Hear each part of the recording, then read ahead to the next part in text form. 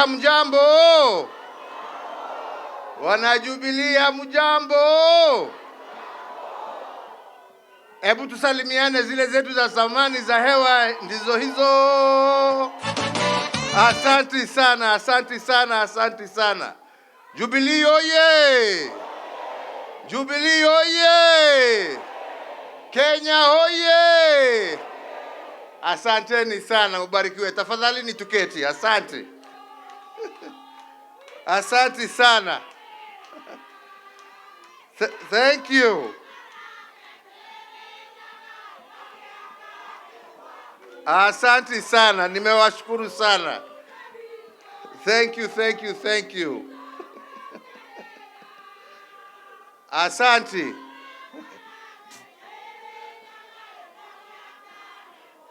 Asante sana. Thank you, thank you, thank you. Wajubilee wenzangu, hamjambo? Hamjambo tena.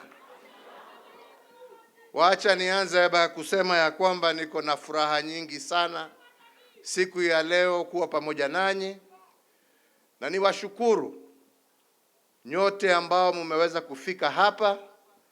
Nishukuru pia wale ambao hawakuweza kufika, lakini najua tuko pamoja na wao katika runinga na mambo mengine na social media.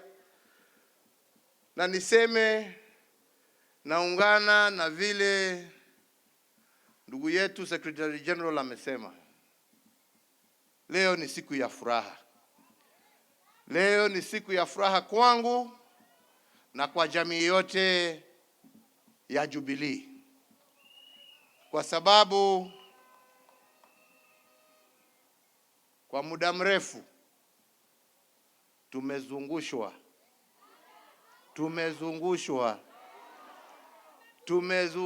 na kusumbuliwa. Wachache wamelipwa, wengine wamejiita wakuu, lakini hakuna mkuu kushinda Mwenyezi Mungu, na tumejiona tukiwa hapa. Kwa hivyo tumshukuru Mwenyezi Mungu.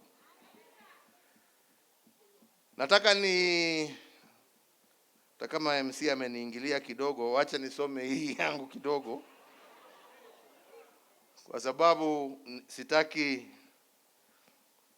kuwa misquoted or misrepresented. Nataka niseme yale ambaye yako katika roho yangu, na ndio tuweze tujipange na tujue kutoka hapa kwenda mbele ni barabara gani ambaye tutaelekea. Si ni hivyo?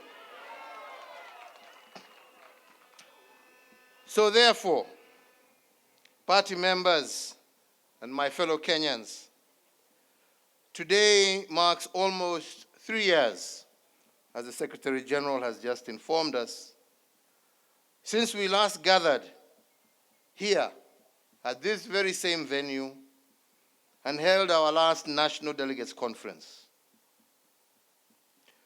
This is through no fault of my own, but as a direct result of devious machinations by those who wanted to falsely and forcefully take over this party.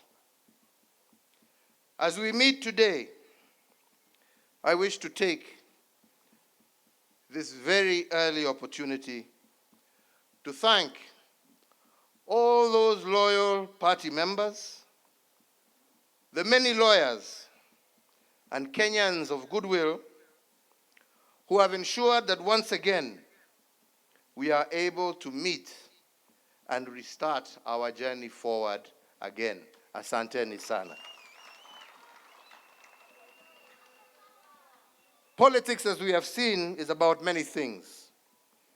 But one thing that cannot be overridden is that politics is first and foremost about the collective will of the people, exercised either by members of the party, like we are here today, or by the citizens of a democratic nation through the ballot box. So it is my hope that from today we shall see the end of machinations and the start of a democratic process, because it is the people who will decide. Sio watu wachache kujifungia pahali ama watumwe na watu wengine, kwa sababu tunajua hata hawa ni kutumwa, walikuwa wametumwa. Ni wananchi, members wa chama ambao watachukua hatua na decision ya kutueleza mwelekeo wa chama utakuwa mgani, sio watu wachache pahali kidogo huko. So 3 years ago, at the end of a hotly contested general election, and amid an atmosphere of hostility, not only to our party, but to myself, members of my family, and members of my administration. But despite that, I stood at this same venue, ready to begin a process that should have been normal in any mature democracy. A process of rejuvenating our party and infusing it with new leadership, a new crop of leaders inspired by a new generation who would craft our party's future as well as our shared vision for our country. After having handed over the reins of state to a new administration in a peaceful and orderly manner, as you all witnessed, I expected the same for our party.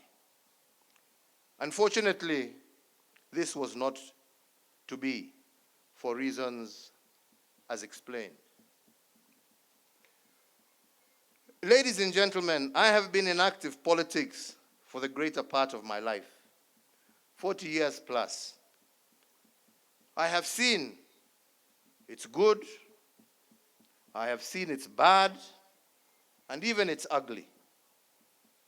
But at every juncture, I have always tried to do my best in the spirit of service to my party, but most importantly, service to this country that I love.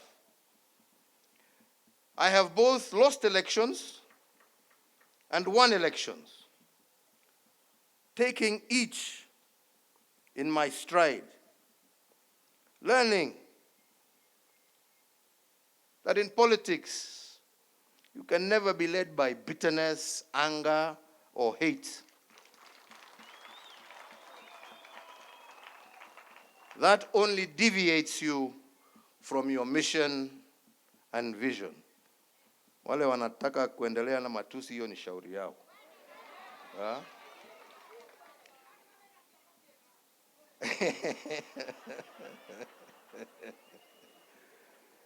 Sisi hatuna chuki na mtu. Tunapenda nchi yetu. I have had my fair share of successes as well as challenges. But the truth of the matter is that none of this would have been possible if I myself, at an early age, had not been given the opportunity and support to take up various leadership positions in our country. As a party, under my administration, under my leadership, and courtesy of the Kenyan electorate, we have been a governing party for approximately 10 out of our country's 60-odd years of life since independence.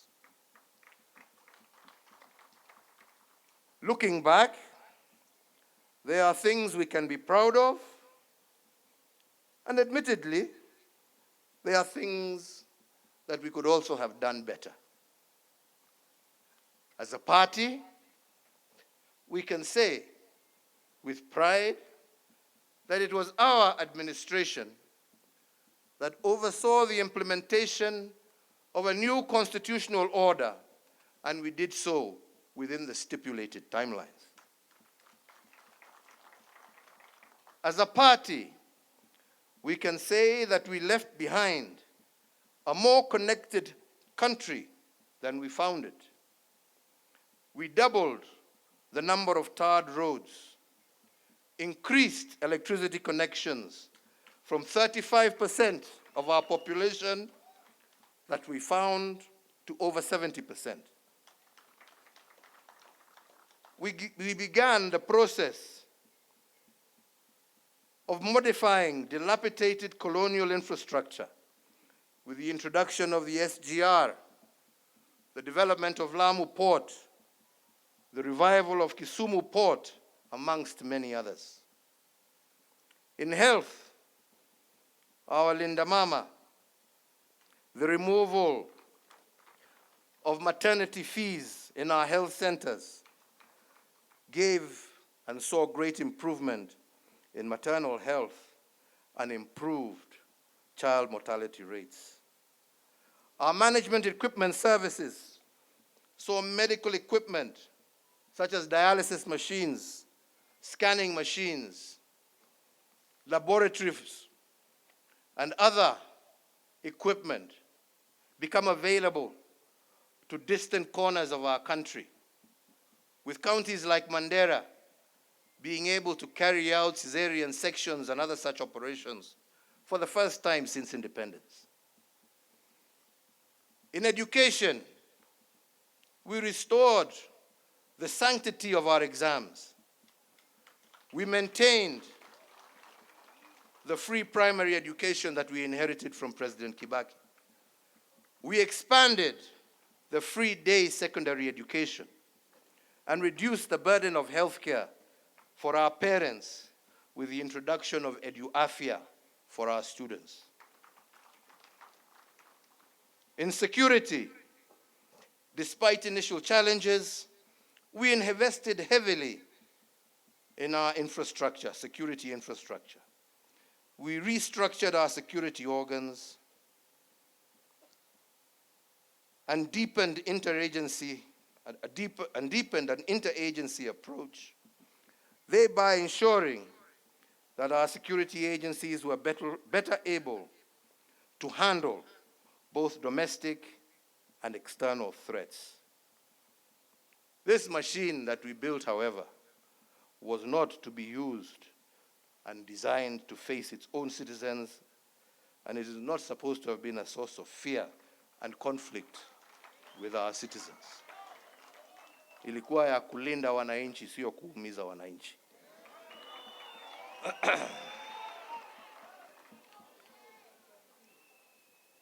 We worked as a party to bring greater cohesion in our social construct, to reduce ethnic tensions and address both social and regional equalities. This noble effort, unfortunately, was used against us in the last campaigns, it being called an attempt to erode democracy. I wonder what they call theirs today. I can go on and on, but that is for another time. Equally, my friends, it is true to say that we also face challenges, key among them being our war against corruption in government that was less than successful. Our intergovernment relations also left much to be desired, a case in point being the uneasy relationship with the judiciary over the appointment of judges. To my mind, the framers of our Constitution intended that the different arms of government will be simultaneously independent, but always interdependent, for the common good of our people and nation. It was never our intention to deny them their independence or to interfere with their operations. All of this and more, but as I have said, this is a story for another day. So therefore now, we need to ask ourselves, where are we and where do we want to go?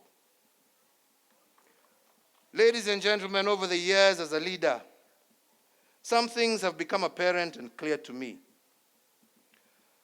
That you succeed by looking at past successes, injecting new ideas, and improving upon them. And you fail by ignoring past mistakes and therefore falling folly of repeating the same. This, while always having an open mind and a listening ear, even to those you disagree with, and especially to the voices of our younger generations.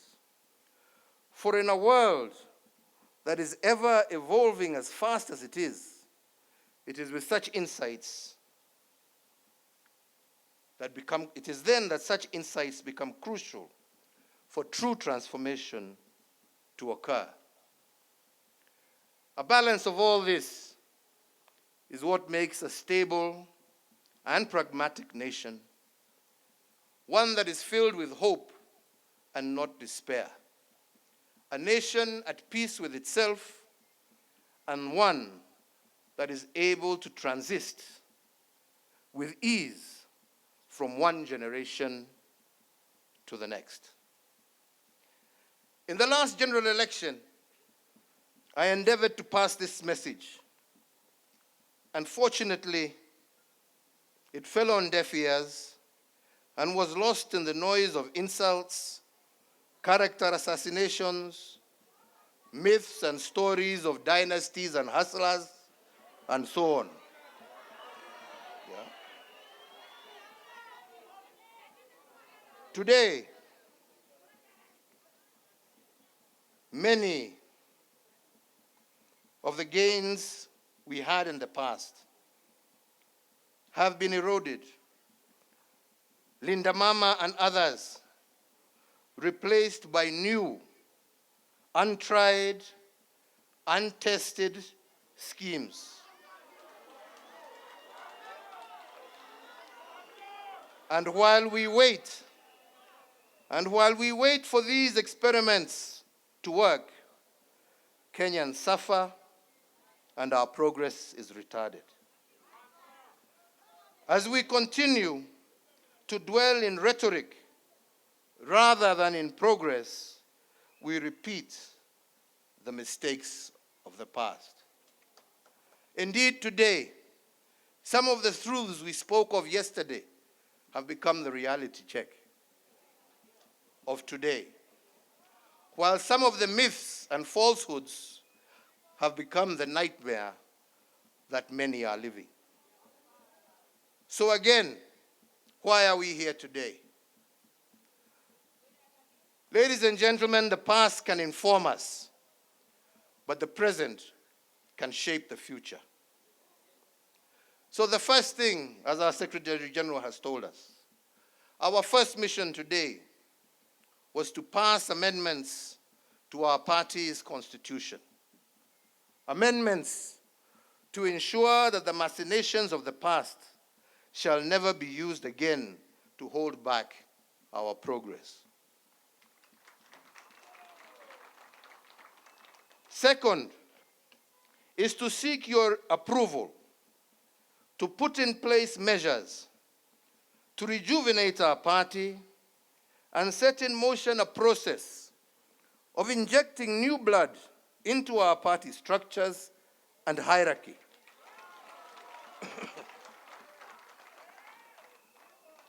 Men and women, especially the young, and when I say the young, I am not just saying young in body. We also want young in mind and spirit.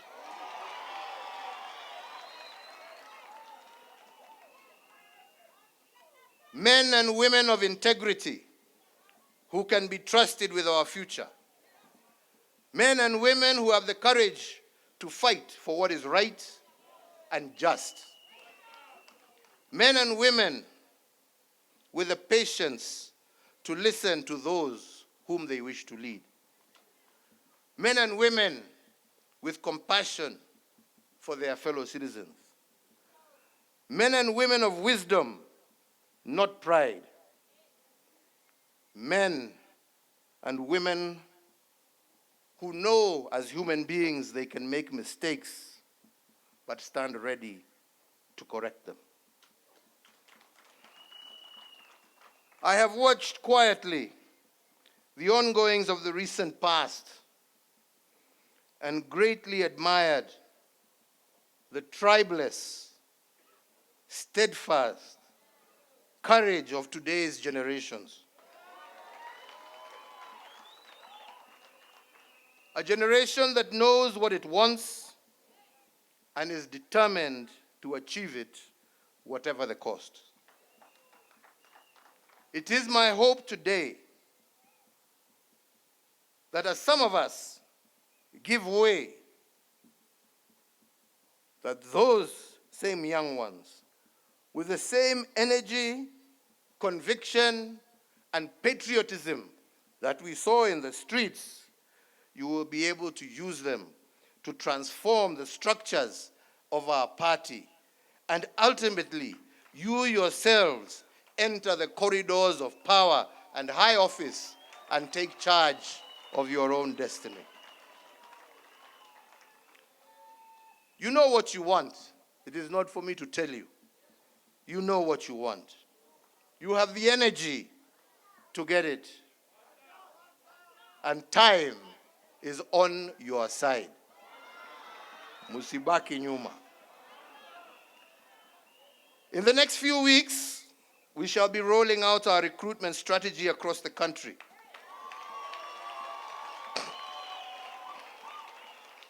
Across generations and gender. This in conjunction with other activities aimed at rejuvenating and reinvigorating our party at grassroots level. Our doors are open for all well-meaning Kenyans. And it is my intention to oversee a smooth and transparent process where it shall be the will of the party membership that shall prevail. Nyinyi wenyewe.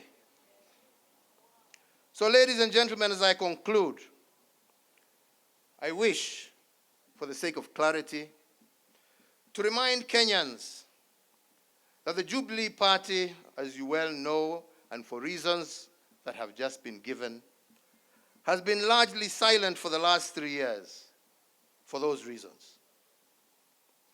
When we last convened a national delegates conference prior to the 2002 general elections, the party resolved to become a member of the Azimio la Umoja coalition because I, as party leader then and now, was convinced that the coalition and its members shared a common vision for our country. In the years since then, however, the Azimio coalition membership has undergone changes. I don't need to elaborate, nyinyi nyote munaelewa. However, notwithstanding these changes, and as we speak today, the party, as per the decision of our organs, remains a member of what is left of this coalition, and any decision on whether to reinvest in it or leave it will be a decision for the party's new leadership to take when the time comes. Lakini sasa tuko pahali tulikuwa. Mimi sio mtu wa kupiga reverse na kona kila siku. But make no mistake when I say that. Like any other political party, we shall be preparing for the next general election, and doing so in earnest. And it remains our firm intention to field the best possible candidates for all elective positions.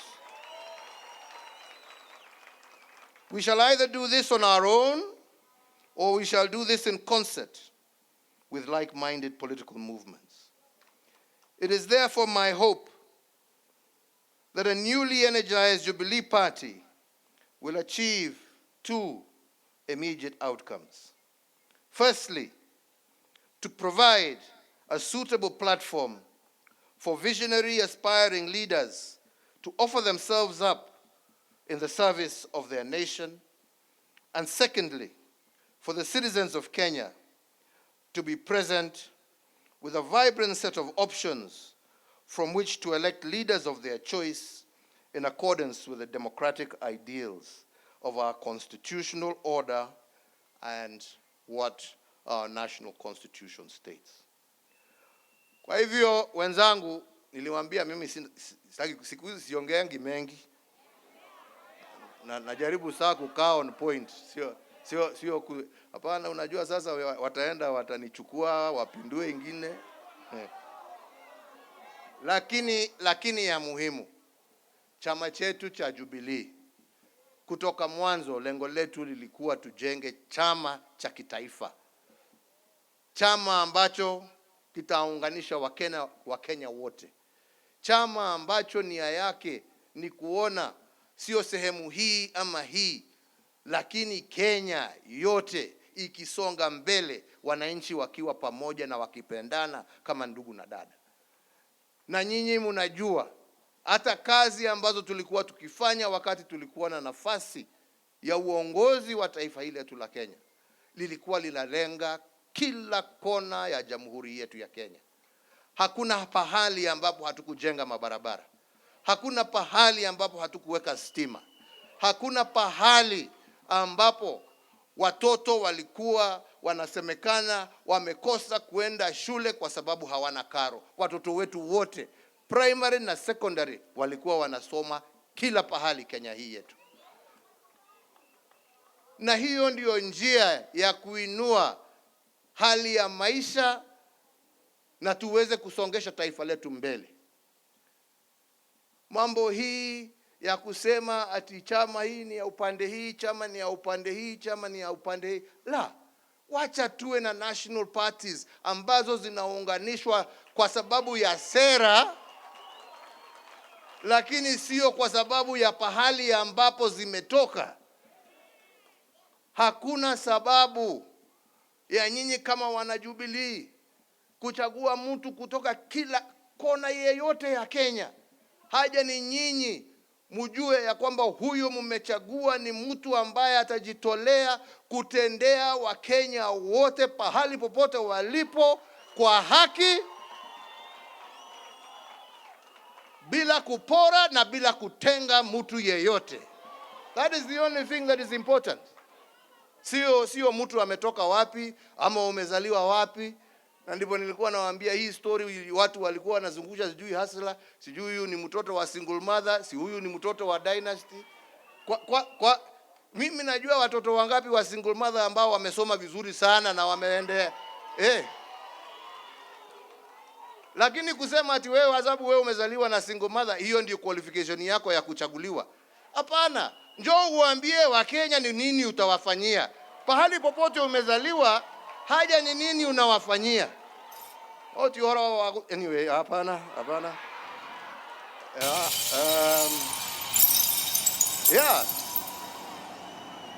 Kila mtoto, uwe umezaliwa kwa nyumba ya matope, uwe umezaliwa kwa nyumba ya dhahabu, kila mtu ako na nafasi ya kuongoza taifa hili letu la Kenya. Haja ni apatiwe nafasi. Na tunataka sisi iwe chama chetu cha Jubilee ndicho chitapatia Wakenya wote bila kubagua nafasi ya uongozi katika taifa letu la Kenya. Na hiyo ndio lengo letu. Na hiyo ndio nimesema, na nitahakikisha mimi nimesimamia hiyo process mpaka mwisho. Na ndio zile shida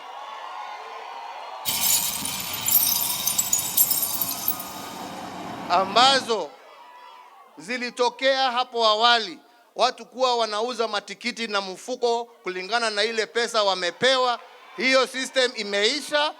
Transparency itakuweko in all the processes that we shall follow. Na mtu kama ni kiti unataka, wenye viti ni hawa, waongeleshe na uwaongeleshe vizuri. Ama ni namna gani? Tumekubaliana wenzangu? Na mimi nitajitolea sasa, kwa sababu tumesema tunataka kuanzisha recruitment drive, kuanza kuzunguka mashinani kila area, tupatane na nyinyi, tuongee pamoja na nyinyi.